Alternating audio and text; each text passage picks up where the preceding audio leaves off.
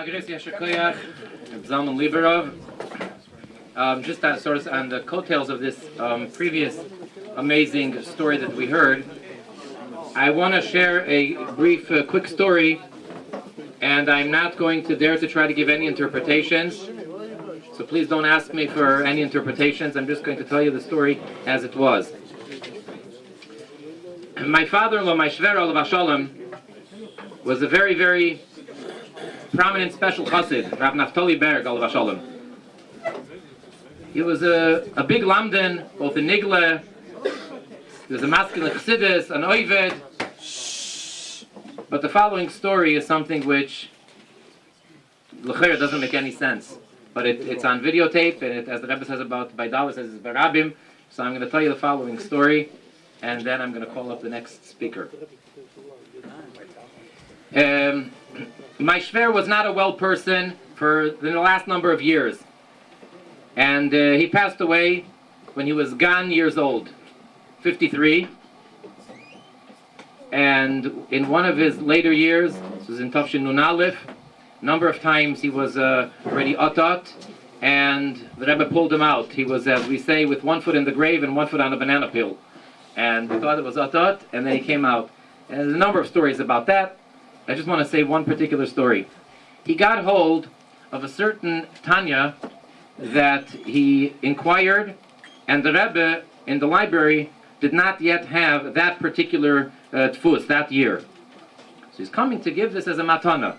So he came to thank the Rebbe for all of the nisim that he personally went through, and to give the Rebbe a gift, an old Sefer HaTanya. So he comes by, and he tells the Rebbe, and he hands it. The Rebbe takes it, opens it up, and looks inside, and asks him, "Nu, wenn wirst du schreiben as a Sefer?" He's completely blown away. So he has no response. So he like, you're speechless. So he motions like this. So the Rebbe says very seriously, "Was machst du mit der Hand? Ja, geit matzasa." Our next speaker is someone who's very well known for being in the forefront. He's, as we put it, a Moshiach activist, a Chassidish Yid, and he's a shliach for already many years in Cincinnati, Ohio. He has many, many stories, many, many things that he can share with us and inspire us. And he's been here before many times, so I don't think he needs too much of an introduction. Harav Chassid, Harav Shalom Ber Talmadson, please.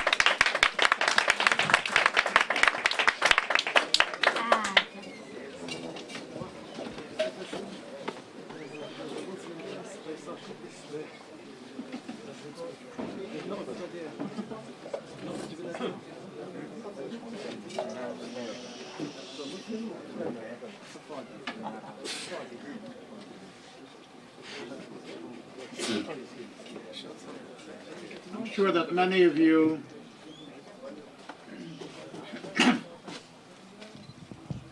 heard the story of a very important evening that took place in a community. A problem occurred, the community was concerned, everyone got together to see what to do, how to help the situation. And they listed, at that point when they invited the crowd, they listed a roster of speakers, which attracted the crowd.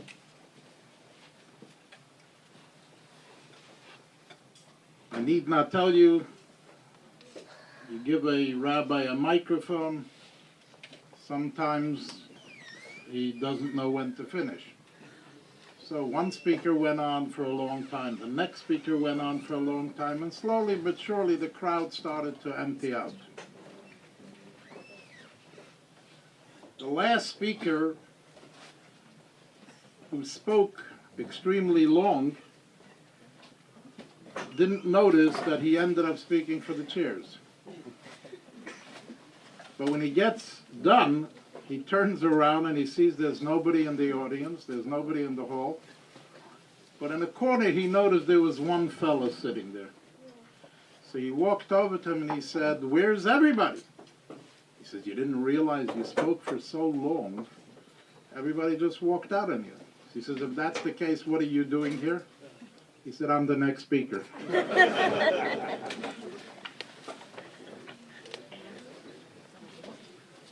Peschin bekovet achsanya.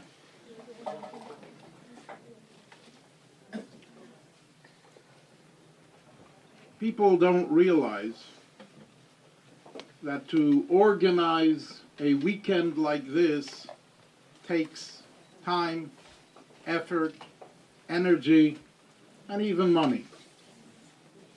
As you notice yourself year after year, people are being brought in from different parts of the world. And all this, as I said, is time, effort, energy, but more so money. And Reb Chaim Yitzchak has been diligently doing this year after year after year. I've been coming to London not 14 years, but 20 years. I started out a little bit before the Congress, but Baruch Hashem, for the 14 years that Reb Chaim Yitzchak was doing this, with the exception of last year for a personal reason, I couldn't be here, but I've attended every one of them, and I think that each and every one over here should say a großen Yashikoyach to Reb Chaim Yitzchak.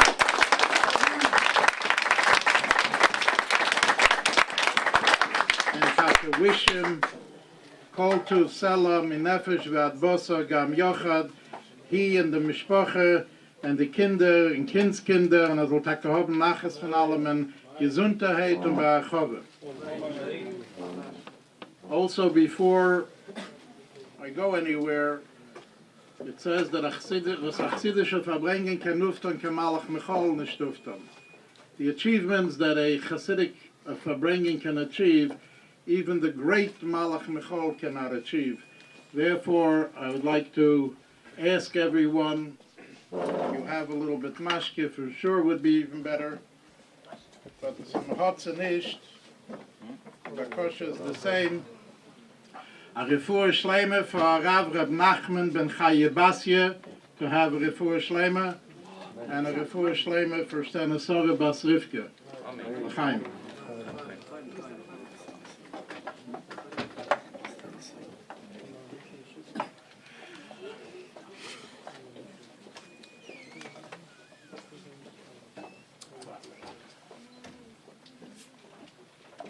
In the 14 years that Reb Chaim Yitzchak is trying to put together this event, and as I said, these things kommen nicht an gring.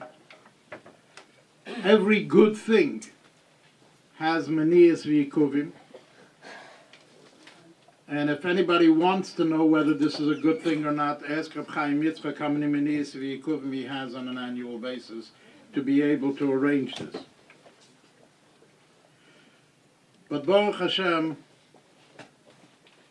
and to a certain extent, I would almost want to say, it's a shame that it has to be this way, that we're attacking here at the 14th Congress. We should have been in Yerushalayim a long time ago. But we cannot forget that the reason we're even speaking about it, and let's face the reality, we say Ani Mamin every day. It's a very nice slogan. It's very beautiful, but I do a lot of traveling.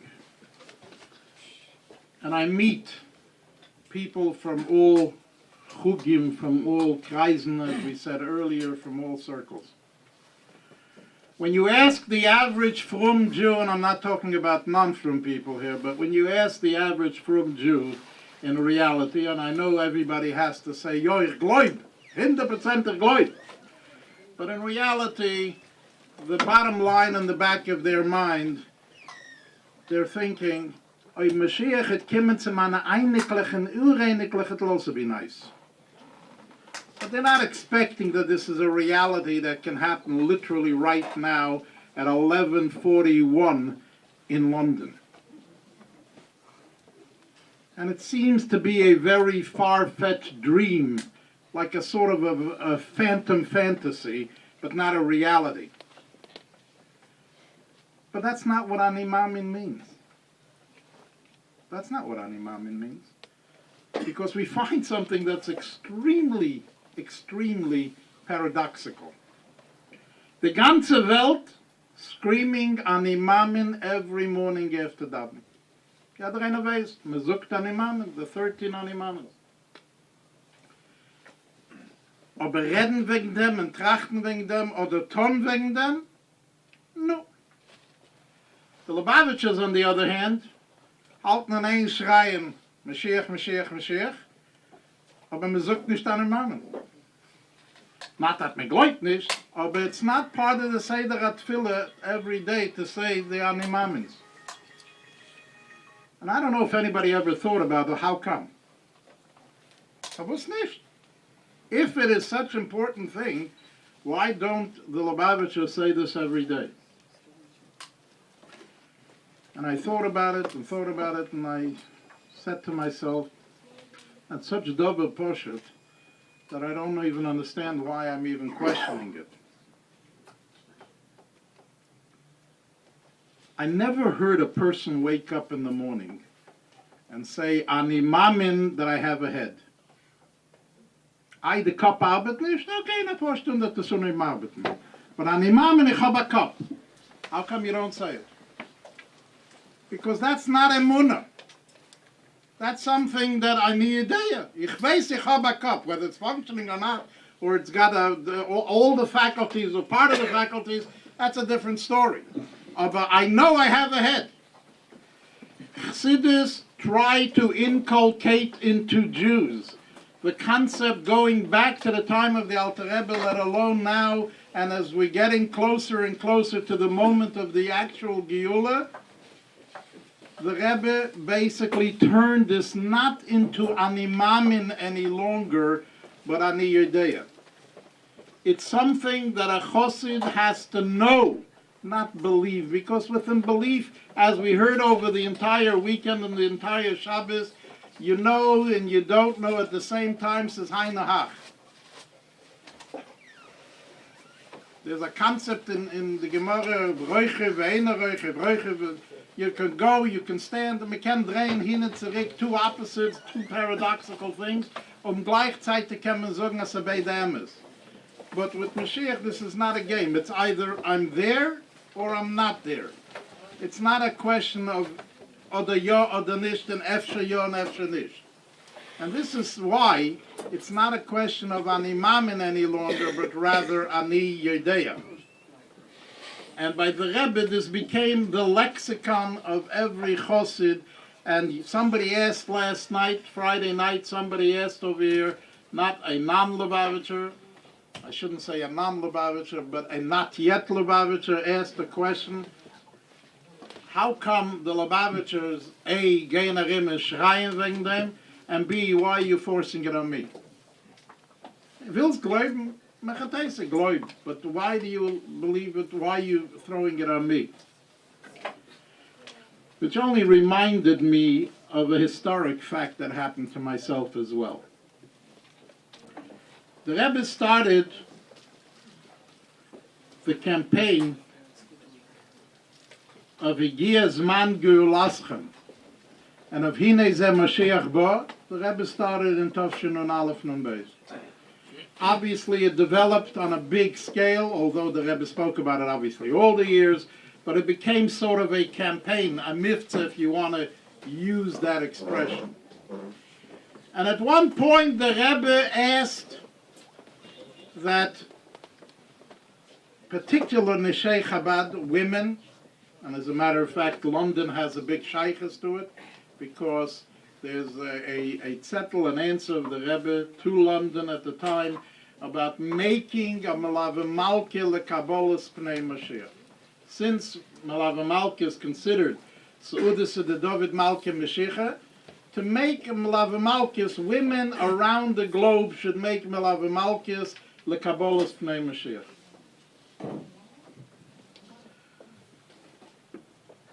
I lived in Montreal years and years ago.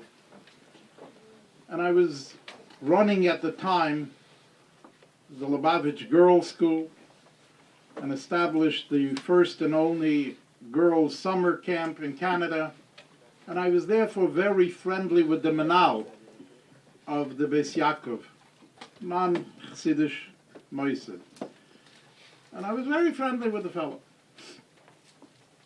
But I left on Shlichus. I ended up in Cincinnati, or as I like to say, Cincinnati. Twice Chet, the Moker of Klippus, Arisa of Reform. And I was away for years. All of a sudden, the campaign of Melava Malchus LaKabbalas Pnei Moshiach came upon.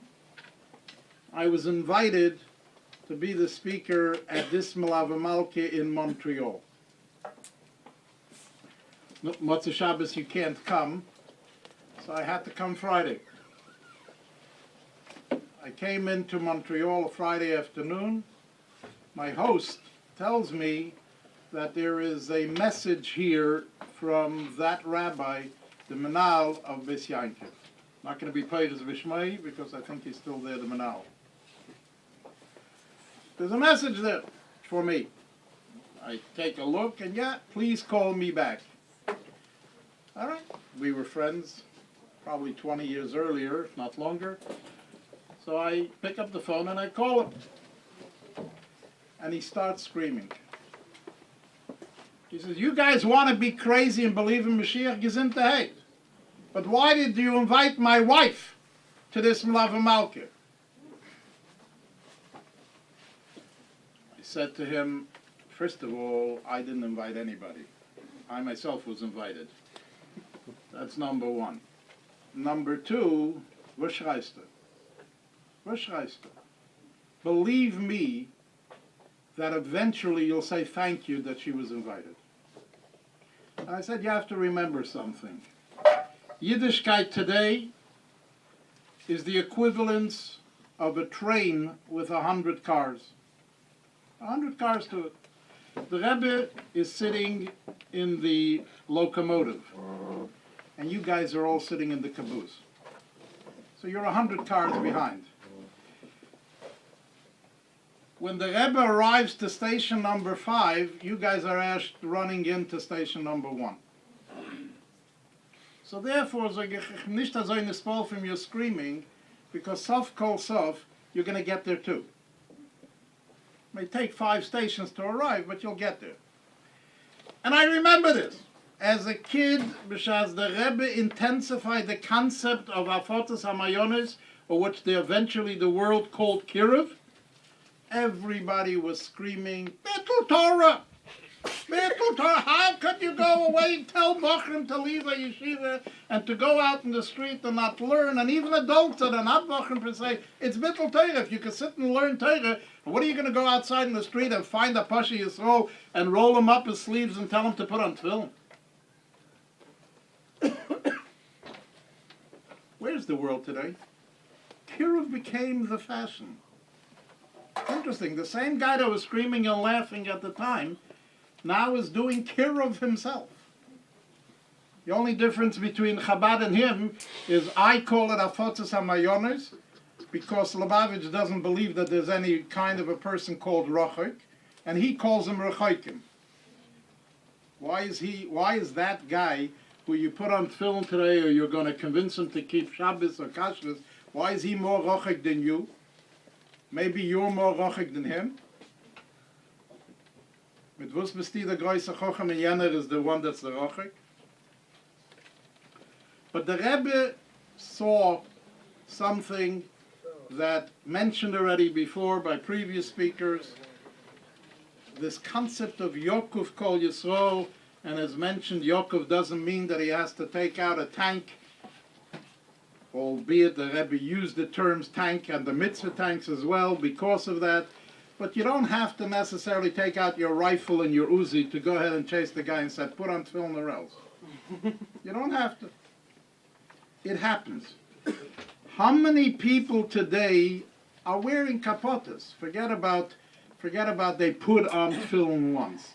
Because I recall the screaming, what will happen at in film one time, and said werden from dem gornish. And I could tell you dozens of stories on myself personally, not necessarily stories that everybody knows that happened to others, of the result of the one-time putting on film. And the Rebbe always said and used these expressions, that things that to the world seems to be, that it is wild, adover proi, as you would say in Hebrew, wild is not so wild. I think I mentioned the story here, but for the sake of the cause, it's worth mentioning it. The Rebbe said when two Jews meet in the street, no matter for what purpose, he meets him, he should say, Shalom Aleichem, we want Moshiach now. And the Rebbe says, L'cha'ire, this is a dover proi, it's a wilde Sach. You're meeting a person, you say, Shalom Aleichem, was macht Ayid, how is your family, was macht der Weib mit the Kinder. Then you want to say, we want Moshiach now, Zugus. Even then you'll sound stupid. But to start by walking over and say, you don't know the guy from Adam, and you just walk over to him and say, Shalom Aleichem, we want Moshiach now. How wild is that? So the Rebbe said, es ist taka wilde Sach. It's not a fantasy wildkeit, but it's a real wildkeit. But it's a wildkeit for now that's called for. And the Rebbe said and told a story of if the wildkeit is done properly, and if the wildkeit is done with tact, so to speak, it will have its impact. And the Rebbe told a story about a shliach who was mentioned here before, Reb Moshe Feller, that when he arrived to Minneapolis, Minnesota, to do his shlichus, obviously, like every shliach, he wanted to meet the nichbodi ha'ir. He wanted to meet balabatim. He wanted to meet professors. He wanted to meet people so that he should develop a contact. One of the people that were living in the city at the time, unbeknownst to anybody, was a person who worked in NASA. That's the space agency. As a matter of fact, he worked on the first rocket ship that went up to the moon. His name was Dr. Velvel Green. Velvel Green's background was one of such that he knew nothing about Yiddishkeit. Nothing. He came from Canada, and his whole connection to Yiddishkeit was that he came from what's known as a Yiddishistische family. He came from a family that they spoke only Yiddish, but not because it's a Jewish language. Megrat Yiddish, in fact. A Yiddishist. A linke Yiddishist, let's put it that way. From the Arbeitering, the Bundisten, and those kind of guys. So he had no shaykhs whatsoever. But Reb Moshe Feller wanted to make contact with him as well. He avoided Reb Moshe Feller like the plague. He didn't want to meet up with guys with beards, with tzitzis. He didn't need any of this. He didn't want any of this, and therefore kept on always pushing him off and telling him, "Hat nicht keine Zeit, he's busy. He doesn't have. Just that's it." But a Lubavitcher shliach, if you don't let him in through the door, ends up coming in through the window. So there's no two ways about it. If he insisted that he was going to meet him, he was going to meet him. He saw he was not getting rid of this man. He saw he was not getting rid of Moshe Feller. And the Rebbe told the story by a Farbrengen, by the way. So what happened? He decided that in order to get rid of him, he will set him up an appointment for 20 minutes. And the appointment happened to have been in the middle of a winter day in Minneapolis, a little bit similar to London. The winter days are not that long. And he set up the appointment with him for 4 o'clock on this winter day. Moshe Feller arrived on time, and he's sitting outside in the waiting room. And sure enough, 4 o'clock, accurately, the door opens up, and Professor Green walks out, and he welcomes him in. The minute Rav Moshe fellow walked into the office, he realized that he didn't daven mincha. What did he do? He pulled out his gaffer, turned around to the Mizrach wall, and told him daven mincha. This guy who knew nothing about Yiddishkeit is looking at this guy like he's off the wall.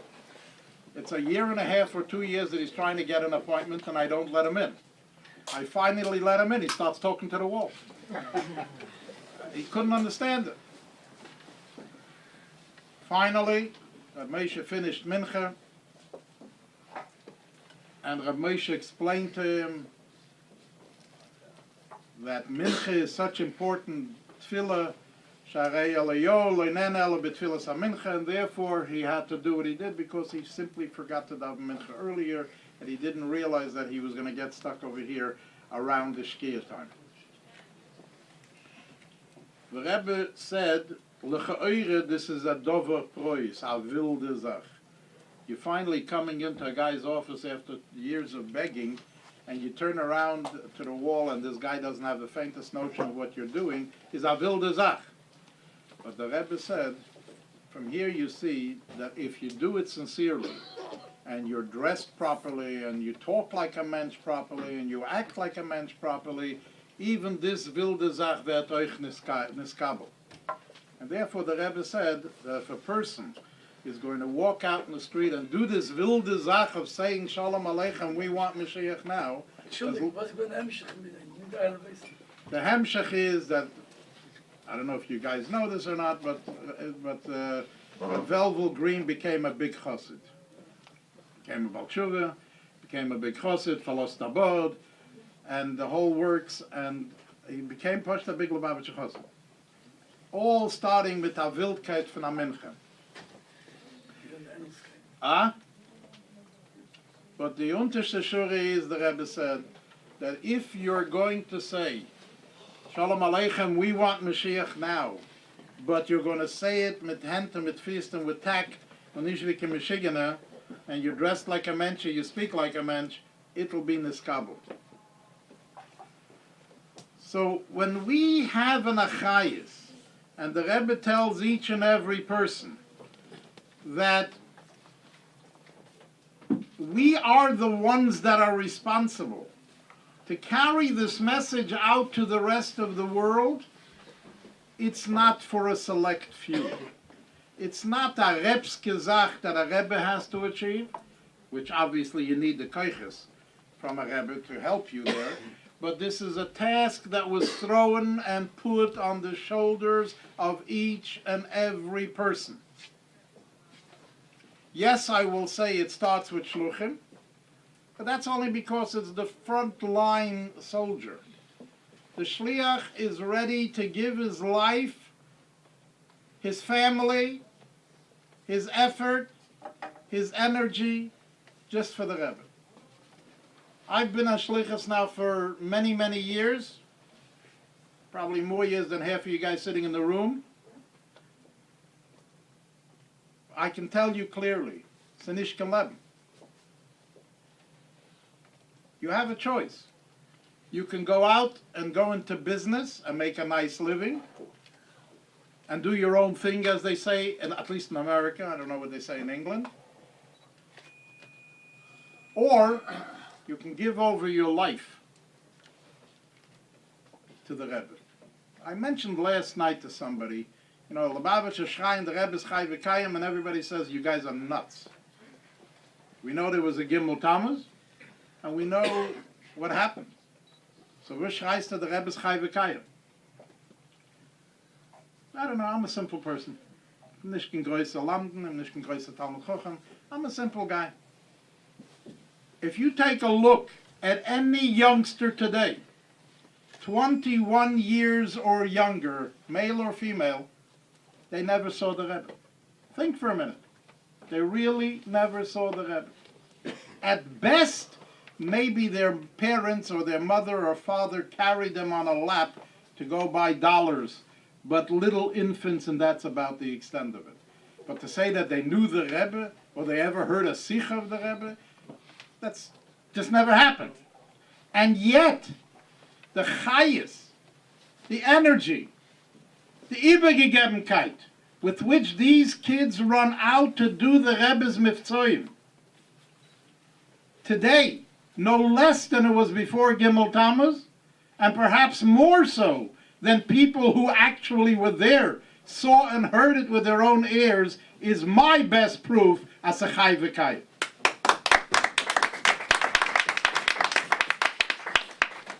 And therefore I say that every person, and the Rebbe said this, so it's not my own words either. Obviously, you have the official formal shliach that's on the roster of it being a shliach, or every person is a shliach anyway, one way or the other. If anybody fulfills the rotzen of a mishaleach on any subject matter, he becomes a shliach automatically. And I think I asked you this question several years ago. Are there shluchim still out there? Are there shluchim out there? I'm hoping you're going to answer me yes. I know of at least 4,600 chabad houses. Somebody's got to be doing some work out there. So there are shluchim out there. But al pi halacha, if a person becomes a mishaleach and passes away, what's the halacha? In other words, let's talk bottom line language. A person wants to send a get to his wife overseas. And in those days, they didn't have the technology and the ability that we have today, neither for communication, nor for flying, nor for going, and so on. And he goes and he sends a shliach on the road to go overseas to give his wife a get. In the interim, this person passes away, unbeknownst to the shliach. And the shliach arrives overseas and gives the wife the get. Is she a megureshes or is she an almana?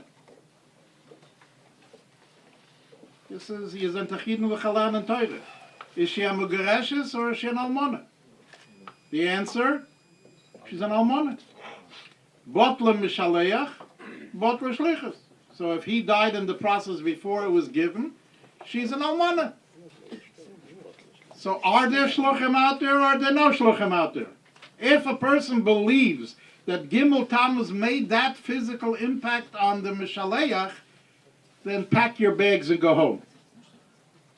But you're not a shliach. If you believe you're a shliach, I don't care where you come from and how you believe and what you think, you are a shliach of a Mishaleach. And ich weiß, I can me fragen a sach shailas, but that's okay.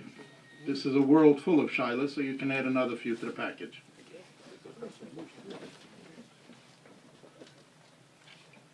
If the Rebbe said in Tovshin Nun Aleph Nun Beis, Hinei zeh Moshiach bo, Higia zman giulaschem, and the Rebbe said that bo is not in the expression coming, but shekvar bo. Here we are, how many years after Gimel Tammuz? And l'cha'oire to the fleischike Augen v'adayin lo nishama. We're still sitting in the cold, rainy London.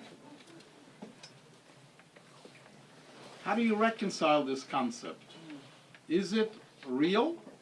Or maybe, okay, so he said it was very nice. The answer is, Divrei tzadikim chayim v'kayomim lo'ad. There is no such thing as a tzaddik says something and it didn't happen or will not happen, and therefore let's maybe quetsch a bissl mit de Seiten und sagen zwischen 20 Jahr, more than that, and wer weiß was. And the reason I say this is because we also saw the same thing, both in Tanakh and Metzias with brachas that the Rebbe has given to people.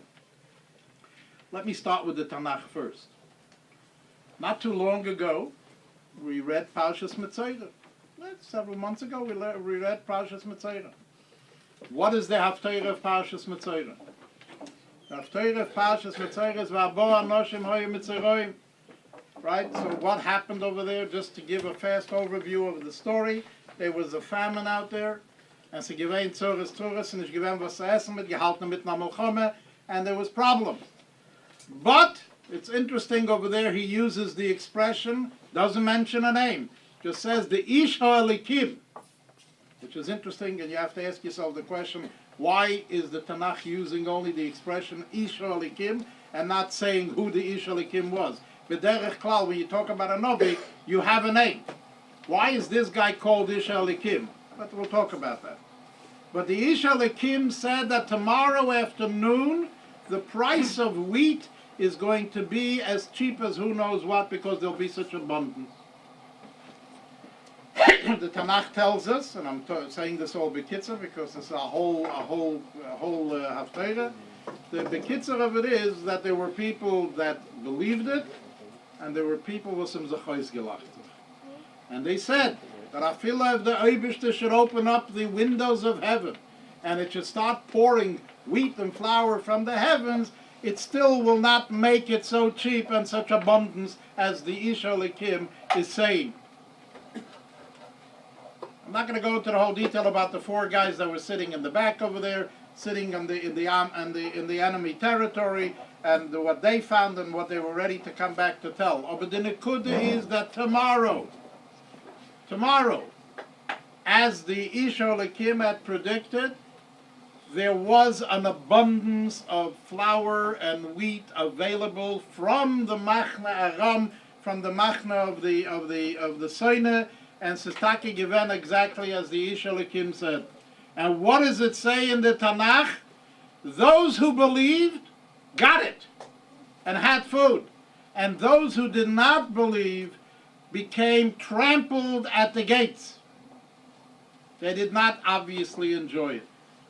So emunah in what the Ish HaElikim has to say, and that's what I believe personally is why it's used as the term Ish HaElikim, is because, again, as I said, if the Ish HaElikim says emunah has to kick in immediately, if I can understand it or not. The other story is a story that shaykhs to England and to London. And I spoke with a relative of this individual here over Shabbos. I'm not going to go into the details, but there was a businessman here in London that dealt with furs. That was his business. And at one point, a shliach convinced him to go see the Rebbe. And he went. And again, as I said, I'm telling you the story B'kitzur Nimrud. When he came to the Rebbe, he obviously asked for a bracha for Atzloch in his business. And the Rebbe said to him, he will give him a bracha, but he wants to be his partner in the business. He wants to become a partner in the business.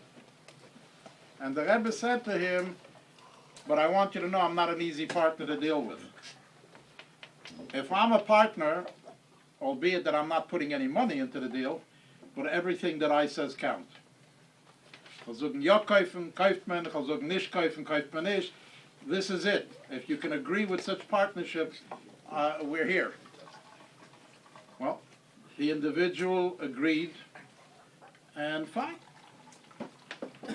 The individual was buying his schayre, if I'm not mistaken, from Russia at the time. And things, he had stock, quite a bit as a matter of fact, and the prices were right at the time, and the Rebbe told him not to sell. Not to sell. The Rebbe said not to sell, and he made a deal. So he's not selling, and he lost his pants on the deal because he could have made a lot of money. A little while later, a similar story, and again the Rebbe said not to sell. Weiter gornisht, and weiter could have made big money, and weiter nicht gemacht. And this kept on going on, and his discipline in listening, because he made up with his partner, he's going to listen. He listened. Again, as I said, I'm making the story bekitzer shebekitzer. At one point, the Rebbe told him, now you can sell. When he sold, at the time that the Rebbe told him, he made a killing on this Kanein Hore as the Gangen. Wow. But B'Shas Maaseh, it looked like the time was earlier, and the time to sell was when he should have sold, and the Rebbe told him not to sell. Am Erfolg dem Ish HaElokim, with a reason or without a reason, is me matzliach. Am will sein a Neuber Chochem and believe that you understand better and you know better, we're big time in trouble. And this is why I say again, B'negeya to us, we have to remember, if we're willing to go and recognize that we are shluchim of a Mishaleach, and that the Mishaleach says, sell, you sell. The Mishaleach says, don't, you don't. And you listen to everything, and don't be a Neuber Chochem and say, I'm a smart man myself too. I mean, after all, I don't think that the shluchim out there are so stupid. They're not dumb. If they would have been dumb, they couldn't have been shluchim. I mean, after all, face the reality. You're coming into a city. Nobody knows who you are. Nobody invited you. Nobody asked you to come. As a matter of fact, they probably would be a lot more happier if you get out of here. And before long, you turn over a community. Kashrus. Moshe Kashrus. In Cincinnati, there wasn't a kosher item to be bought when I came here. Reform didn't need it.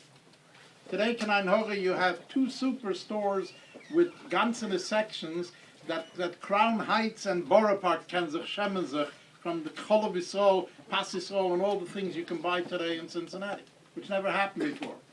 And in a certain extent, and these are major chain stores. These are not little mom and pop groceries you can walk over to one guy and say to him, tea and finish. These are huge corporations. And you're controlling their lives. Kauf nicht, kauf ja, don't do. Every time they want to get something, they ask me first. Ich bin der Seucher. But Baruch Hashem, these guys are matzliach. And interestingly enough, is that recently this particular chain store was losing money big time in the area, in the region. It's not a local store, as I said. In the region, they were losing money. The only store that was making money is this kosher store. The store that has the kosher section. And from within it, that it's the kosher section that's holding the rest of the store going. In Das Tachten, it doesn't make any sense whatsoever. To be honest and frank with you, it doesn't. But in Metzias, that's a fact. They're not going to deny it. They say it open. So if I call them up and they say to me, "Ich haben 300 donuts for Hanukkah, for a Hanukkah parade, or for a candle lighting ceremony somewhere downtown," it's in a Stück Zeiles. It's there, like, just let me. How fast do you need it? Give me time to bake it. And they'll come and ask you, so what do you need before Hanukkah, and what do you need before Pesach, and what do you need before Purim, and what do you need here, what do you need there? I mean, to a certain extent, I can become the manager of the store now. I do it from my house, but I could become the manager of the store. You're going to be matzliach. And I don't know if I told you the story or not, but I will tell it to you anyway. Well, mitzvah lefasim, die Sache.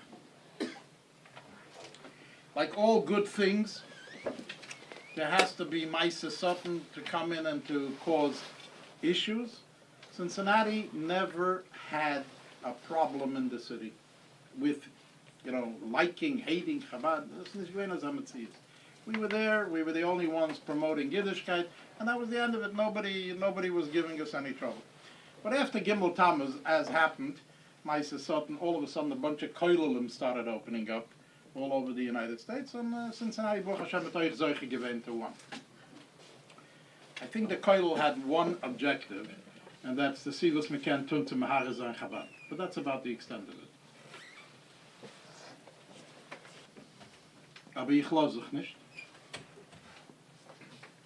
And what they tried to do in the beginning was to make a variation. There is the community, and there's Chabad. Wir sind nicht geheiligt from the community. The community and Chabad. Hein Baruch Hashem halt is the other way around. There's a community and there's a koilel. But how did that come about? Came about very simple. 2 stories, and it'll give you a little bit of an understanding that knowing and recognizing it does the job.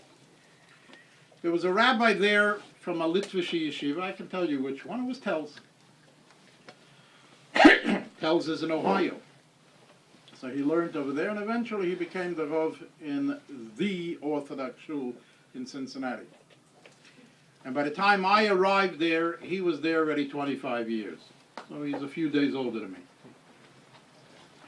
The shul decided to give him a life contract, and they decided that they were going to make a testimonial dinner for his 25th anniversary. They invited everybody, the whole city, dignitaries, politicians, lahavdul goyim, and alle Menschen eingeladen, but they made sure that I didn't get an invitation. Probably was the only one. What do? Gateman, zum soll nicht gehen. What do? You were not invited. So I decided, in my humble opinion, that Megate. I come to the hotel downtown. I walk over to the table where they have the seating cards. And I'm looking for my card kilo. And obviously I can't find it. I mean, it's not that I thought I will find it, but obviously I can't find it. The girl that's sitting over there in front of the table on the other side, die werd een ganze mevul. So, what happened to my card? Oh, 1 minute, let me check it out. I'm not sure. So she runs away to talk to somebody. And she says, I don't know. I can't tell you what really happened. I'm not sure. But because of this, you'll sit at the head table. I said, no problem. I knew that part of the schedule is going to be that at the end they're going to thank all the dignitaries and all the rabbis and Anoshim Shuvim that came there, but I figured if I wasn't invited, I'm not going to be mentioned because I'm not on the card of the MC. I'm not going to be mentioned. I begint to gedreht a balabos in the audience, and ich habe gesagt that, when they're going to start saying it and they don't mention my name, just ask what happened to Rabbi Collins. That's all. So sure enough, as I werd das, man halt up my mitten, and come to the point of thanking everybody for coming, and this dignitary, and this guy, and this one, and that one, and everybody goes through the whole list. This guy starts screaming, what about Rabbi Collins? And he's sitting at the head table. So the MC starts apologizing and says, well, since for whatever reason your name fell out, so, just stand up and make sure that everybody knows you're here. So at this point, I'm Shanala give his Baruch Hashem that I was there. At the end of the event, this guy comes over to me, he starts apologizing, he starts saying, Rabbi, you realize I'm reading from a card, your name was just not there. I was like, I know it's not your fault, don't worry. I knew that. The rabbi who orchestrated this ganze chasna, in whose honor they made the ganzen dinner, comes over to me at the end and says, ich verstehe nicht how your name fell out. And I'm not going to say the name, but I did call him by name. I'm not going to tell you which name I called him, but I called him by name.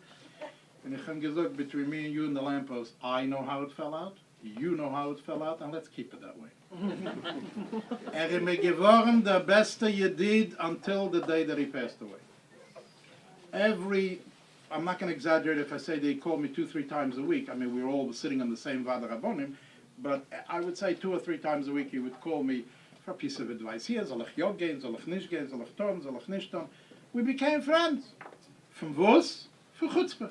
That's all. That's one little incident.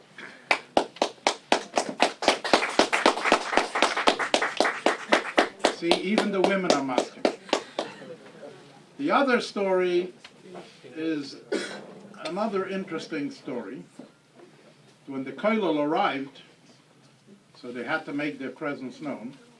So at one time they made a Shabbaton. The Shabbaton they made in the local day school, which was a community school, but they made it in the local day school. And they invited the whole city and everybody to be there. Once again, verständlich. We're not part of the community, so it means nothing. Friday night, somebody comes to me, to my shul, and gives me a little bit of a report what went on there Friday night, how they're talking about Kirov and how much Kirov they've been doing since they came here, and they brought Torah, they made Cincinnati a Makom Torah, and Kleinigkeit. Friday night. Shabbos in the free, noch mehr, it keeps on intensifying. Shabbos to Mincha wird noch besser. So I decided, Motzei Shabbos, because that's when they were going to have their big event, I decided as Motzei Shabbos b'ni Chazak Godel as the guy whom they brought out as the guest speaker, and that was Rav Shmuel Kamenetsky. So he is a very fine person, and today he's considered one of the Gedolim. Was he gewei ma Chesem? Motzei Shabbos trug ich euch a kapote. Hat gesagt, mir beide Gedolim. So before the event, he was in the house of his host. Habe ich beschlossen, this is my chance. So I came to the house where he was being hosted in preparation as they were getting ready to go to the big event. And the house is full because everybody is there, you know. They're coming to say hello to the Moram and the Kleinigkeit, so everybody is there. So I walked in. And, obviously I know the Balabos that hosted him, which he became a Baal Tshuva and a Shem Shabbos thanks to me. Your best simon is that he hates me.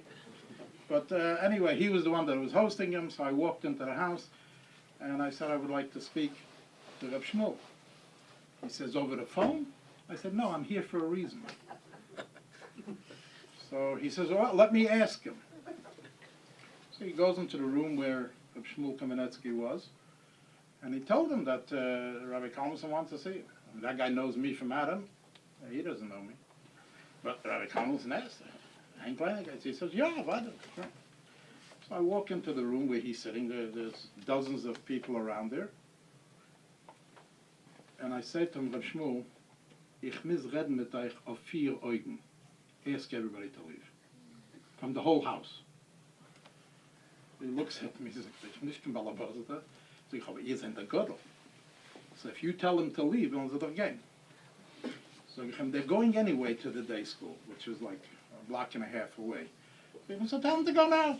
Me and you, we're going to talk at 4 Augen. So he tells the host, please ask everybody. He wants to talk to me a private thing. But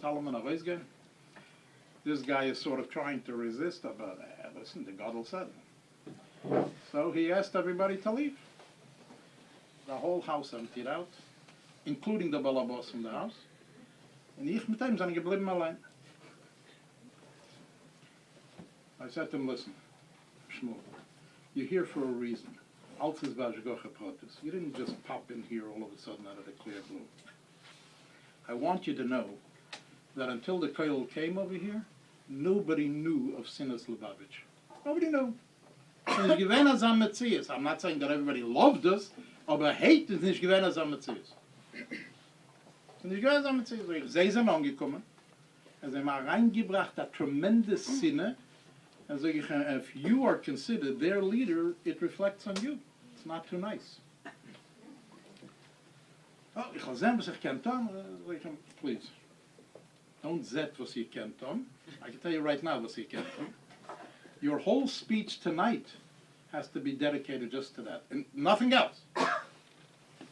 This is it. So it could take you an hour and a half to do that. So that's it. So you have your speech ready. I'll be your speechwriter if you need.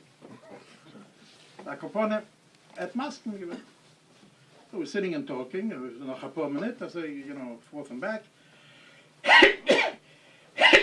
Came time to take him to the thing. We went into my car, and I'm driving him over the block and a half. As we drive into the parking lot of the school, I said to him, they're all standing in the street waiting, eagerly. I said, believe me, I never saw these guys wait for Moshiach like that, but they were there eagerly waiting for him to come. And I said to Rav Shmuel, you better not try to open the door. I will open the door for you. We're going to drive up, so I'm going to go out from my door, I'm going to open your door. Don't know. No, was haste, and the darf nicht, and the Chanone weicht alle zores. So I said, don't worry, what are you, listen to me. You have to look what others are going to look at. Listen to me. So tonight we're both gedolim. Anyway, to make a long story short, Hitaka didn't open the door. I walked out. They wanted to open the door. The guys from the outside wanted to open the door. So I had mein dus. I had the automatic clock. They have mich verschließen. So they couldn't open the door. I finally got around to the other side. I opened up the door and he walked out. The chutzpah was that I brought him. I told him what to say, and I left. My film is geblieben her in the drusha. But I do have a tape. Motzei Shabbos. I have a tape. He started like this. He says, I really prepared a lot what to speak about. And the big thing about, Kislev and all this kind of stuff. But I was spoken to today, this evening, and I want to tell you something, and in public. All of us know that Achenu, and I'm quoting him, that Achenu B'nai HaLubavitchers are the ones that started the concept of reaching out, of Kislev. So to have the chutzpah, to deny facts of life, is worse than being over on an Aveda. So b'meila, take it easy and beruhigt sich. On the other hand, the whole concept of Avos Yisrael applies to Lubavitchers too. So this business of ich hab lieb everybody else, but these guys are whatever, is wrong, and it's a gittois gesiedelt, as of his doubts. So he spent an hour and a half basically oizidling everybody. Like I said, I have the tape. Verständlich, once I heard what he said, he went back the next morning. I wrote him a thank you letter. I hate to tell you, aber zwischen Jahr und später so I can say it. The letter is 3 pages long. The actual thank you is exactly 1 paragraph of 2.5 lines. The 3 pages was the titles. Rav, Agodl, Anefra, I geschossen mit Titum, that it was going like out of style, as if, I don't know that anybody in all the years of Shilas Hatshuvas or whatever, anybody ever found another title that I didn't put in. But it worked. But it worked. This is the nekuda that I think is important to know, that if a person knows that he's going b'koiche shalois zoken, I don't think it's chutzpah. I don't think it's chutzpah. If I would have decided to do this on my own, as a private individual, yes, it would be chutzpah. Here's a godel, or today they have new titles for the gedolim moron, and this is it, it's a kleinigkeit. But if I'm doing it b'koiche shalois zoken, and you know that you're riding on the coattails of the Rebbe, that's not even a shaila. Is there a shliach out there that because he thinks he's so smart, believes that it's his koiches that can turn a city upside down? I don't know how powerful a person can believe he is, and Baruch Hashem shluchim and not shlemazolim.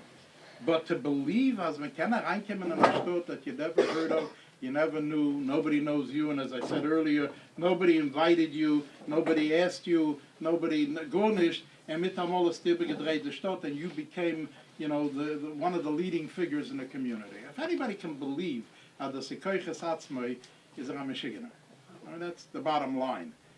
As a mensch hebt on verstehen, as this is the koyach of the Mishaleach, that's a whole different story. There's not a shaila in anyone's mind to meken matzliach zayin, to mevet matzliach zayin, and what really is what brings about the hatzlocha of a shliach. And nobody has to look far. All they have to do is open up a roster of 6,500 chabad houses around the globe and take a look at the hatzlocha of everybody. And there isn't a corner in the world. This whole concept of yafutza meinesecha chutza, all the way out there in the farthest pinis nidachas from the world, it's there, is a fact today. Vietnam, a Chabad house in Vietnam. I mean, would anybody dream that in the 60s? Chabad house in Vietnam. Can anybody tell me where is there no Chabad house today? Amul Kiyom, I used to kibitz around and say there's two things you can find all over the globe, and that's Chabad and Coca-Cola. Today, you have to add one more thing, Starbucks. Between Coca-Cola and Starbucks, Chabad is there too. So Nishtoa Mitzi is there's not a place out there that you're not going to find a Chabad center there, and I don't care where it is, whether it is in the Schwarze Medinas or it's in Vietnam or wherever it may be. Oib senor du ayid. Not that he lives there, but that he passes by there for business. For business. How many Chabad houses are in communities that Jews don't live there? Jews don't live there. They just come there for business. Chabad is there. How many Jews live in China? How many Jews? Ganz knapp. I can tell you how many Jews go to China for business. But Baruch Hashem, there's not one Chabad house there. There's several. Why? Because Oibs is do ayid. And it's interessant, dafke na bei the Kinnis HaShluchim, I overheard a story where the Rebbe had told somebody to go somewhere, not because of do Yidden, not because of this, but the Rebbe said, as ken sein, in 15 Jahren von Heint, es te dafen, et a Yid dafen hoben Essen of Shabbos. You hear these words? Es ken sein, as in 15 Jahren wird sein a Yid, was dafen hoben Essen of Shabbos. That's why he's sending there. So the guy is going now to Medina, really on Medina Nidachas, where nobody lives there, and he has to struggle for 15 years alone with his own kids to be mechanech and who knows what.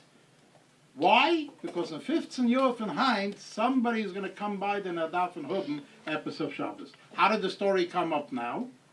Because this guy by the Kinnis HaShluchim told the story and said, as to 15 years exactly. It was interesting. 15 years exactly, a Jew popped in there, got stuck for Shabbos, and he was the only one that was able to give him food for Shabbos. So the Rebbe is concerned not for Klal Yisrael, but for the individual as well, in the Rapin and the Dachas as well, wherever it should be as well. So I want to end just with a story.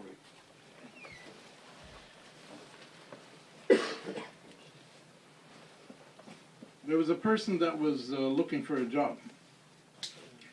And finally, Gesicht, he was interviewed here, there, wherever. He finally ended up on a position in a big corporation.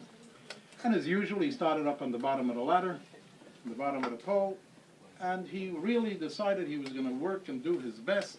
And he was going to grow in the ladder. And sure enough, as er gewachsen and gegangen and geteen. And at one point, he got into the hierarchy of the executives, of the executive staff. Jetzt ist er schon eine ganze Zeit. So he's an executive man already, so he has a secretary, and he has a Yotzim and ein kleiner guy. One day, he's sitting in his office, and says, "I want a cup of coffee." So he decided, he buzzed the intercom, and he was going to get one of his Yotzim to bring him a cup of coffee. Just happens to be his mazel that by mistake he buzzed the president of the company. It wasn't the so behavend mit alle numbers that he buzzed the wrong number, and he ended up in the chief executive officer's office. And he says, "Can you go get me a cup of coffee?" Jenner is in ganze Mischige geworden. Schmendrick is calling me to go get him a cup of coffee. So he starts screaming at him, "Do you know who I am?" And that's a gechabt sich. When he heard that scream, that's a gechabt sich. What he did over here, so he screams back, "Do you know who I am?" Sucht dem Jenner no, sucht the thank you. Hung up the phone. If we do know who we are, and we do recognize what our task is, and we do know what our missions are, then can man ausführen and übernehmen die ganze Welt without an ounce of concern, and when the Rebbe says something and he gives us the koiches to achieve it, if we did not achieve it, if we're saying to ourselves that we're here still 14 years in the Moshiach Congress, or 20-something years since the Rebbe said, Hine ze Moshiach bo, and we're still in Golas, kinderlich beschuldigt nicht der Rebbe. A Rebbe hiftiach, a Rebbe yikayim is a slogan taken out the soul, and it sounds very nice as a slogan, but it's not a slogan. It's real. The Rebbe delivered on everything that he told anybody. The Rebbe delivered on anything he promised anybody. And if we do our share, can ich hachalem und zizogen, that tonight, noch heint vanach, will mir alle sein in Yerushalayim mit den Rebbe, but I just want to end with one very interesting thing. This Shabbos, one of the Mispalalim here, und ich weiß, dass es Mestame wären aufgeregt auf mir, if I will be Peiris V'Shmoi, but it's one of your people from London, Rabbi Tiefenbrunn Sr., brought to my attention a mimer of the Rebbe from in Sefer Maimorim Tovshin Aleph, Tovshin Ches, Tovshin Hey Menich. I told him I was going to publicize Mistamatem in Ishgigloit, but I'm doing it. Mit Rishus, on Rishus. But the bottom line is, obviously we're not going to stop learning a Maimon now. But the Nakuda of the Maimon, everybody can take a look at it. Those Maimorim all have Kitzurim after every chapter, so everybody can check it. But the Rebbe goes in at great length to describe the time that we're living in, or starting then already. The fact of the finsternis, the choshech yichas haaretz that's going to be in Klal Yisrael, the fact that there's going to be so many oivdim and nidochim, the fact that then will come the shofar godel, which will happen, and the shofar godel will wake up these Jews and bring them back to Yiddishkeit, which will lead obviously to this galus. This is something you can all take a look at yourself, but this you're going back already from all the way Tovshin Aleph, not today, that this was predicted of a time of what we will go through with Alamaises, but I do want to tell you something that may blow your minds. I don't know how much you people follow current events, and I don't mean politics. But sciences in the last few months have been hearing koilos that don't make any sense. Koilos coming from the heavens that don't make any sense, and you can download it from the internet if you want. It sounds like shofars. Mamish, it sounds like V'hoya B'yoyma, who you talk about shofar godel. Sounds in Canada, sounds in the United States. But the scientists are picking up mamish himmlische Sachen, nicht gemenschliche Sachen. Crazy as it sounds, the fact is that it's there. I heard it myself. Going, and I'm not a scientist, jeder eine kann das hören, is oi mezetchen that these things are becoming mamish physical, und mezettes und mehertes, und hat der Rebbe uns gesagt that we are in Yemais HaMashiach, not Yemais HaMashiach, from way back to the good old days of Yemais HaMashiach, but hine ze Mashiach bo shekvar bo, it's a fact. Kinderlach, wake up, smell the brew. More than that you can't do, less than that you better dare not do. Yeshikoyach.